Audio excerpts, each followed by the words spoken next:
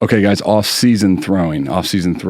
I will try to do the best that I can to simplify this to where everyone can get something out of it. Obviously, like off-season throwing is different depending on the individual, depending on the age, lots of different factors. So I'm not going to speak to any specific like absolutes when it comes to what you should and should not do. I'm just going to give you context from my journey, my upbringing through Little League, through high school, brief context, and then context into my professional career, being someone that got drafted at 18 and having to spend a couple off seasons there at like 18, 19, 20, 21 years old, not really having a good understanding because this is a whole nother dynamic we'll get into, but things that the old time players used to do, like guys in the 80s and the 90s in the off season, because that's who I learned from. I learned from my dad, who was a catcher in the late 80s, early 90s in Major League Baseball. And back then, it was a little bit different. Back then, it was more so like when you did have the opportunity to put the ball down, you put the ball down. So when I was in high school, I was always playing sports, throughout the years. Like I played baseball, spring, summer, fall, and then in the winter, it was basketball. So in high school, like more so unintentionally, like when I became like a sophomore, junior, senior year, unintentionally would put the ball down during basketball season just because there was no time, right? There was no time to throw. The dynamic changed my senior year of high school because I was playing basketball, but I also was getting, a ton of like at-home visits from scouts and talking to a lot of teams, colleges, all these things. So there was an obvious notion that I needed to get ready sooner than I had in years past. And I've always been one to get off to kind of a slow start at the beginning of seasons, whether it be like high school or professional baseball. For some reason, I just got off to slow starts. As I've gotten older, and this is why I'm very confident in talking about this approach. As I've gotten older, I've just realized a little bit more when it comes to my body. And the reason why I say my body is because obviously it's different, but how adaptable the body is, and then the specific things that I needed. For me, in the career that I had, the best times that I felt in spring training were the years that I went and played winter ball. That means that I didn't really have a whole lot of period of time in which I put the ball down and physically didn't throw. My first 3 to 4 years of pro ball. Now, definitely my first 3, I'd always get off to slow starts in spring training, especially when I was 18, because I went from like the high school season, like I said earlier, got ready a little bit earlier than I had in years past, got into the basketball season, was kind of doing both, started throwing earlier, went through the whole spring season in high school, got drafted, went to the whole summer season, went to instructs, and there was a lot of throwing, so I just put the ball down. Never have I ever felt worse than I did turning 19 in December, going into that January when I first started picking up the ball. Instructs ended, I want to say, like right around Halloween. So my birthday is December 15th, and I would always pick up the ball right around my birthday, whether it's like the 15th or the 16th or the 17th, just right around there for my first 3 years of pro ball. And never had I ever felt worse than I did when I turned 19 in my first professional off season, because it was the first time in a while that I intentionally said, I'm not picking a ball up, I'm not throwing for an extended period of time. It was 2 months. I'll never forget. It was like the longest 2 months ever. But, that was during the time in which I was also learning a lot about my body in the weight room. I was strength training for the first time in my career. There was a lot of things going on that could also play into influencing me not feeling the best. So take it with a grain of salt. Again, this is all personalized context. This is not me telling anyone how they should approach their off season or downtime. The thing that I have realized as I've gotten older, that the body is adaptable to whatever stresses you put it through.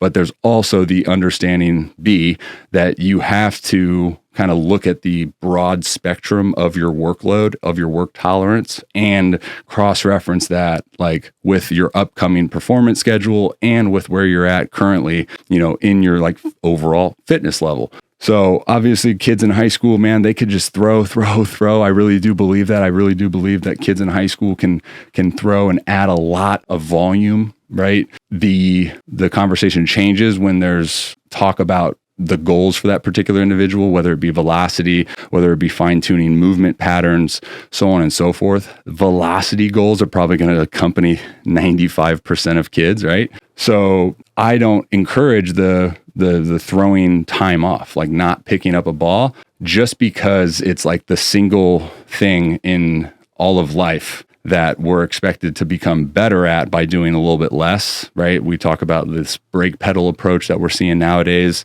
In cause for concern being the injuries, right? We're seeing these injuries that go up at an alarming rate. So then our natural instincts are to limit that and control the exertion, control the volume. That's going to hurt two different things. One, it's going to hurt the actual like mindset behind your highest potential power output and the movement that accompanies that. Because if there's a notion in your brain that's like, oh, I'm going to get hurt if I blow it out, right? Or if I'm going to get hurt if I really let one go. If you believe that, whether it's subconscious or consciously, then your body is going to have a limiter on it, right? So that's one. That's kind of a different conversation. And then two, the movement pattern things, like the obtaining motion memory, certain movements in the delivery that kids are trying to, accomplish to alleviate the added load on the elbow or on the shoulder. Movement progressions, like they're not going to just happen. They're not going to just be ingrained over time by not throwing and just doing like dry reps, right? The brain is smart, man. It's obtaining the movement of the particular task it is, right? I really do look at the biggest overarching dynamic of should kids like throw during the off season, not throw, put the ball down, not put the ball down. Well, what do I do? I just really believe that there's nothing wrong with picking up the ball 2 to 3 times a week and just getting it going. Because I'll never forget that year I was talking about earlier when I was just completed my first year of professional ball, and I put the ball down, didn't really do bands for 2 straight months. And I trained, like strength trained for the first time in my life. And I remember thinking like, oh, I'm going to pick this thing up and it's going to be a dang bazooka. And dude, let me tell you, I grinded for probably the first 3 months. My first outing in spring training that year, I was 84 to 86. Like I would always get off to these slow starts. And it wasn't until later in my career where I just realized like, oh, Rob, you should just probably throw year round. So that's my approach now, is like, I'm just constantly throwing and I'm adapting over time, right? Like I believe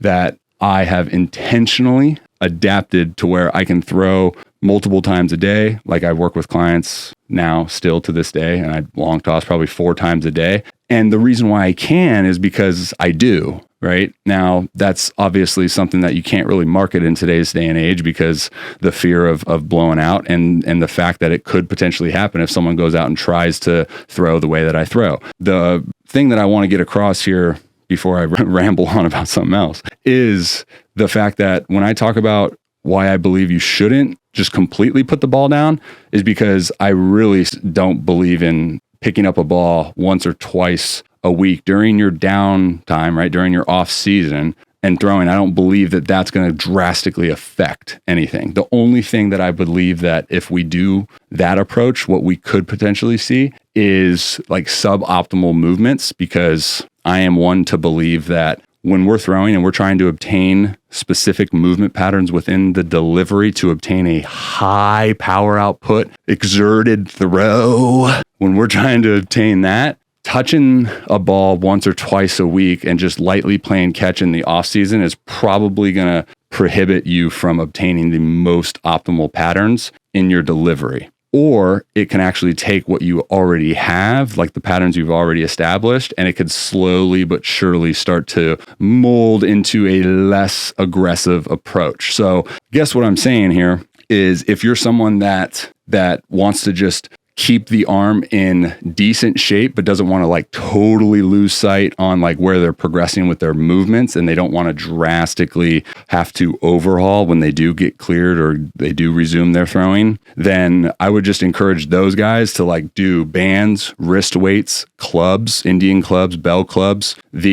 The shoulder is the shoulder, like the motion of the throw is the motion of the throw. But if we are diligent with like a band program where you're doing it, 3 to 4 times a week, high repetitions, low power, right? Like low resistance. The biggest mistake I made those first couple years in pro ball was the fact that like I was just training. I was just strength training. I was building all these muscles, right? Like all this contraction, all this tightness. And then now it comes time to throw, which is a loose and an elasticity stretch throw, right? Like there's not much like contraction of the particular throw. It's like a loose whip, right? That is what I believe really affected me those first couple of years, because obviously everyone's going to, strength train in their off season.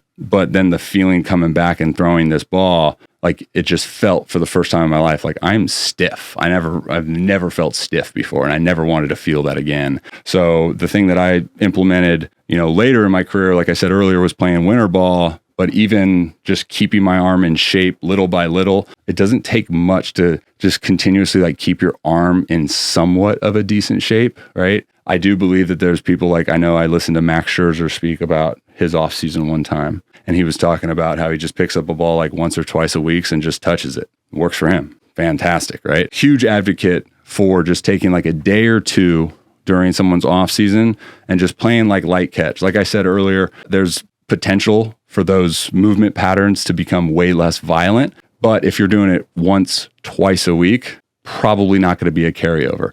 And the fact that you can just take the legs out of the equation, this is another thing that I would encourage a lot of kids, right? Is instead of just completely putting the ball down for their off season, and if they are in fear of like getting away from their movements because the throwing that they will be making in their off season is lower power output, then just take the legs out of the equation, because again, it's the arm, it's the shoulder, it's the elbows, it's the wrist. Those were the things that really jumped out to me those first couple of years of like coming back and just being like, man, I just do not feel good. I feel stiff. My shoulder felt like had cobwebs. Just getting like the hand up felt like it was a difficult task, right? So my biggest encouragement is I don't love putting the ball completely down and just not throwing, not doing any bands, because in reality, nowadays, like we have plyo balls, we have footballs, we have clubs, we have things that we could actively throw, wrist weights, things that we can do. Like, I don't believe that there ever should be a period in time in which we're not going through a shoulder motion, right? Wrist weights, plyo balls, right? And I guarantee you that when you do come back to your season and resume your throwing, it will not take you as long as it's going to take the other guys that did put the ball down to get back into shape and ready to go. I should have prefaced everything I said that the last 15 minutes by saying that I have been known to be somewhat of a head case when it comes to like the not throwing, right? Because I'm not anymore, years of mindfulness. I used to be the guy that could not throw in a game if I didn't like play catch the day before. Like if we had an off day and then I was starting the next day, I wouldn't just go all off day and not throw. That's like I'd freak out, So there's, like I said, identification of what gives you confidence. For me, it's always been my preparation. So if I don't go a day without throwing, right, and then I go into a game and I'm competing against a dude in the box, like my mental isn't going to be where it needs to be for my physical to be at the top of its ability, right? Because it starts, for me especially, it starts here. And this is something I've learned over time. A lot of people's not that way. It starts physically, right? Mental is just kind of a back seat. So that was kind of how I realized I failed at like putting together an approach, but I just learned, right? Like that's how we learn about ourselves, is you do things and then you reflect on those things and realize I responded well to that, or I didn't respond well to that. Did that improve me? Did that make me closer to reaching my goals, right? And like I said at the very beginning of this, man, if you're a high school kid, younger kid, I hate to say it because it's so cliche, but like there's no answer to these questions. Like, should I throw in the off season? The only answer comes from you truly knowing about yourself. The only way you're going to do that is by, at one off season, I tried putting the ball down and not throwing. How'd I come back? Well, shoot, I felt freaking great. I had the best year of my life. Dude, heck yeah. Doesn't matter that we have totally opposite approach. It's what matters is that you found that out for yourself, right? Or you do that and it sucks, right? Like you come back, you put the ball down for 2 months, 3 months, come back, feel terrible. Great. Probably shouldn't do that again.